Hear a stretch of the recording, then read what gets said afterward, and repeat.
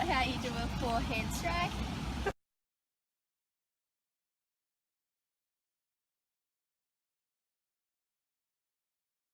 Okay, so first we need to stand in a star shape, standing behind and to the side of our tee. With our eyes on the ball, we also need to point towards the ball and then twist through with the racket to hit underneath and follow through. Forehand strikes are essential in games such as tennis and t-ball. While there are modifications of the stroke across different sports, the fundamental movement skill of a forehand strike involves the dominant hand of a child gripping the bottom of a racket or bat with a single hand. To complete the fundamental skill, the preferred hand swings the racket across, turning their body in the direction of where the ball is going to be hit. It is a fundamental motor skill, and fundamental motor skills are essential for students' life along a healthy relationship with physical movement. Without mastering the skill of a forehand strike, students are less likely to explore options that lead them to maintain and establish healthy lifestyles. It helps in sport games like tennis. It can help with hand-eye coordination, large grip muscles, as well as position and contraction of accuracy. This is all according to the Healthy Kids New South Wales government website. Shown in the video is the teacher positioning the child in a way that is going to gain optimum success within performing this act, and that can be seen now.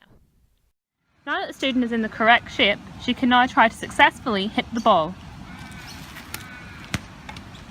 I probably shouldn't be standing. In younger years, doing simple exercises like this can help them be able to rotate their body to hit the ball with more accuracy.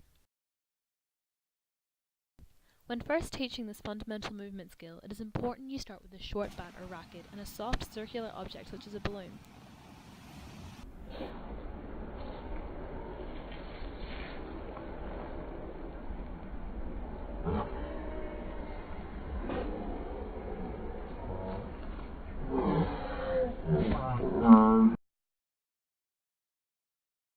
To help the skill develop, you can change the bat and the ball that you use throughout the years, so the student is progressively changing the way that they are using the skill.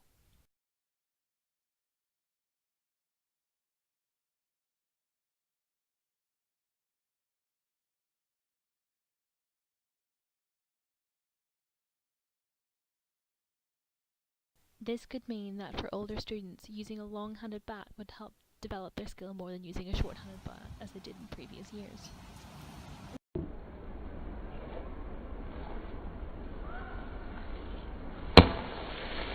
The teacher needs to remind the student to look at the ball. These simple steps can help vast improvement. Depending on skill level, in grades 3 or 4, a smaller soft ball can be introduced. The smaller ball could generally be introduced at the end of grade 3 or the start of grade 4. It is good to start with it on a stable position so that the student has a better chance of hitting it, but as their skill level continues to increase, you can move it to actually being thrown in the air and them hitting it that way.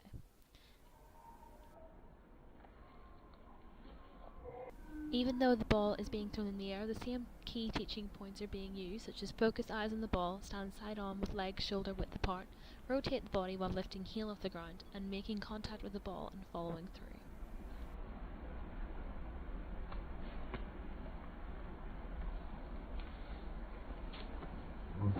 When students reach grades 5 and 6, the skill is nearly mastered, so incorporating it into a game can help students actually realize where they will use it or could use it. A good way to introduce the forehand strike into a game situation, such as tennis, is to use a wall and practice your strikes against it, like so. Now you try. If you can't hear it.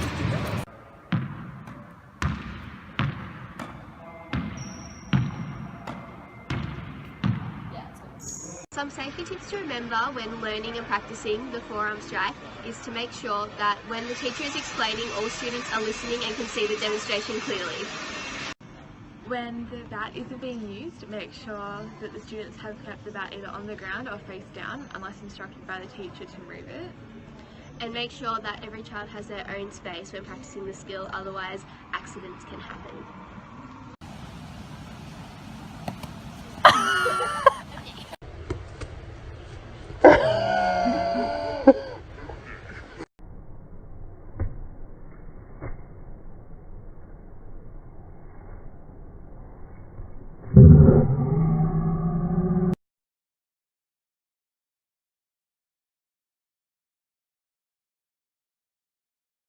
A good example of where common errors do occur when completing the forehand strike can be seen in the first video of the student attempting it.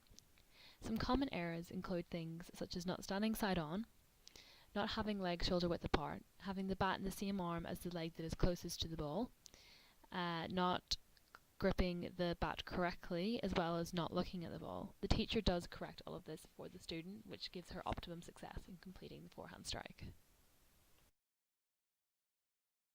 Resources used to complete this was Victorian Department of Education with their Fundamental Motor Skills, a manual for classroom teachers, New South Wales Department of Education and Training, the Get Skilled and Get Active, and Optimum Tennis, the Tennis Forehand, Learn the Tennis Forehand Shot article.